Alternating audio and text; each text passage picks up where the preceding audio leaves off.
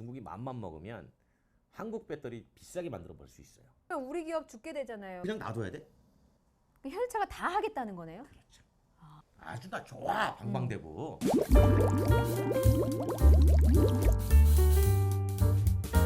근데 전기요금 만약에 오르게 되고 이렇게 전기차가 많아져서 결국에는 전기요금이 많아지게 되면 그동안 좀 가성비 좋다, 뭔가 심리적인 효능감을 느꼈던 연료비에 대한 부담이 같이 늘어나게 되는 건 아니에요? 늘어나죠. 네. 한전은 적자예요. 음, 그러니까 한전이 전기차에 파는 전기는 적자입니다. 그렇죠. 네. 근데 이용자는 그 적자를 한전이 감당하는 거를 싸게 느끼면서 쓰는 거예요. 음. 지금 보급 단계니까 그렇게 해주는 거거든요. 근데 지금 누적 30만 대란 말이에요. 이게 이제 앞으로 40만 대, 50만 대, 70만 대, 100만 대가 되면 이 전력 사용량이 어마어마해집니다. 그렇죠. 제가 그런 얘기 많이 해요. 전기차 한 대가 늘어나잖아요. 그러면 서울에 한 가구가 늘어나는 거 똑같아요. 전력 사용량이. 우리 아까 1980km 한 달에 예. 쓰는 이거를 계산해 보면 약 한 300, 한 7, 80kWh 돼요. 예. 이게 서울의 가구 전력당 사용량보다 많습니다. 그러니까 전기차 한 대가 한 달에 2,000km 주행하면 예. 한 가구가 쓰는 전력량보다 더 쓰는 거예요. 아. 그러니까 이런 것까지 다 감안해가지고 이제 작전을 좀 짜야 되는데 그 정책하시는 분들이 다 알아요. 그런데 이제 조금 좀 비싸집니다라고 얘기하면 바로 이제 또 비판을 받으니까 감추는 거죠. 근데 이게 자꾸 감추다가 나중에 언제까지 더 감출 커지고 수는 골마져서 없잖아요. 더 하기 어려워져요. 네. 네. 근데 결국에는 전기요금이 오르게 될 수밖에 없는데. 그렇죠. 예. 그래야만 하고 사실상. 그러니까 그거를 진작에 조금씩 반영을 해왔으면 예. 지금 와서 큰 논란이 없을 텐데 그걸 반영을 못했으니까 지금 와서 크게 올려야 되니까 오히려 더 큰 논란이 벌어질 수도 있는 거죠. 교수님 저희 그 너 조금 너무 전에 흥분한 거 아니야? 아닙니다. 우리 이번에 기름값 비싸다고 네. 유류세 많이 낮춰줬죠. 그렇죠. 네. 전기로 돌아서면 전력에는 유류세가 안 붙는단 말이에요. 그러니까 전기차가 늘어나면 늘어날수록 유류세가 계속 줄어요. 그러면 이거 그냥 놔둬야 돼? 그래서 전력세라는 개념은 있어요. 전력세라는 개념. 그러니까 유류세를 갖고 와서 전력에다 붙여야 네. 이 세수가 유지가 되는 거예요. 만약에 이 세수가 빠지면 우리 애들 밥 어떻게 줄 거예요? 한두 푼이 아니기 때문에. 그래서 도로세라는 개념을 생각해 보자는 거예요. 그러니까 우리가 전기차에 보조금을 주는 이유가 예. 배출가스를 배출하지 않으니까 주는 거거든요. 근데 얘가 도로를 이용하는 건 똑같잖아. 지금 유류에서 걷어들이는 교통에너지 환경세에서 그건 정확히 목적세여가지고 예. 교통 부문에 환경 부문에 에너지 부문을 쓰게 돼 있습니다. 그중에 교통 부문에 거의 상당히 많은 비중을 쓰는데 그 교통 부문에서도 절반 이상이 도로 건설이에요. 그 도로 건설에 자동차가 굴러가는 거거든요. 그러면 그 도로 건설에 자동차 굴러가는 게 내연기관차만 굴러갑니까? 전기차도 굴러가잖아요. 그렇죠. 그러니까 도로를 이용하는 거에 대한 교통세는 전기차도 내야 된다는 거예요. 그럼 예. 여기다가 그 말씀하신 도로세 같은 것들이 더 붙겠네요. 그러면 그렇게 된다면 언젠가는 붙어요. 언젠가는. 음. 네, 왜냐하면 그 세수를 보존할 방법이 없어서. 다만 이제 그러면 그 시점을 조절하겠죠. 저희가 생각하는 것 이상으로 충전 요금이 오를 수가 있겠네요. 있어요. 그런데 이제 그거를 제가 정책하는 사람이라도 예. 바보같이 바로 하지 않습니다. 상황을 보고 점진적으로 가죠. 우리가 보통 그 유류세를 올릴 때도 점진적으로 갔어요. 중국이 맘만 먹으면 한국 배터리 비싸게 만들어 볼 수 있어요. 소재값을 올려버리면. 그렇죠. 자기들 기업들한테 리튬은 100원에 팔고 여기 LG한테는 200원에 팔 수 있어요. 그럼 우리는 어쩔 수 없이 가격이 올라가. 근데 얘네가 100원에 만든 배터리를 얘는 수출해 버려. 그러면 우리 기업 죽게 되잖아요. 그러면 그 배터리를 자동차 회사들이 안 쓸 수가 없어요. 그렇죠. 성능이 많이 떨어지지도 않는다면. 그래서 이번에 기아가 니로플러스에다가 중국산 쓴 거 아닙니까? 싸거든요. 근데 그렇게 해서 배터리 시장을 지배해 버리면 전기차는 중국이 가져가는 거예요. 그러니까 미국은 이제 그거를 막으려고 하는 거죠. 그건데 우리 입장에서도 그렇죠. 굉장히- 우리 입장에서도 상당히 난감하죠. 그러네요. 네. 그래서 어떻게 해서든지 최근에 보시면 LG나 뭐 현대차나 광산 쪽에 엄청나게 많이 투자하는 거를 볼 수 있을 겁니다. 네. 현대차가 왜 인도네시아 갔냐? 그거를 보면 인도네시아가 물론 인구가 많아가지고 시장도 크지만 예. 사실 거기 니켈 광산 보고 간 거예요. 아. 여기 니켈 광산이 있거든. 그래서 네. 광산 개발권을 같이 하잖아요. LG도 뭐 호주에 무슨 뭐 광산 뭐 하고 네. 이런 식으로 이제 광산으로 가는 거예요 지금 아. 점점. 자원 쟁탈전 수준이네요. 전기차에 들어간 배터리 소재도 유한 자원이라는 거예요. 땅 속에 예. 한정돼 있으니까 이거 다 떨어지면 어떡할 거야? 그럼 우리가 사이클링 합시다. 음. 그럼 다시 재활용해가지고 쓴다고 하더라도 계속 전기차 늘어나면 부족해요. 이거 어떻게 할 거냐는 거죠. 그래서 이제 수소 보는 거예요. 수소. 수소차. 네. 아. 수소는 지구상의 90%를 이루고 있는 물질이자 예. 얼마든지 순환 경제가 가능한 에너지니까. 어. 많은 사람들이 수소 얘기를 할 때 그냥 단순하게 배터리 전기차하고 수소 전기차하고 둘이 경쟁하는 줄 알아요.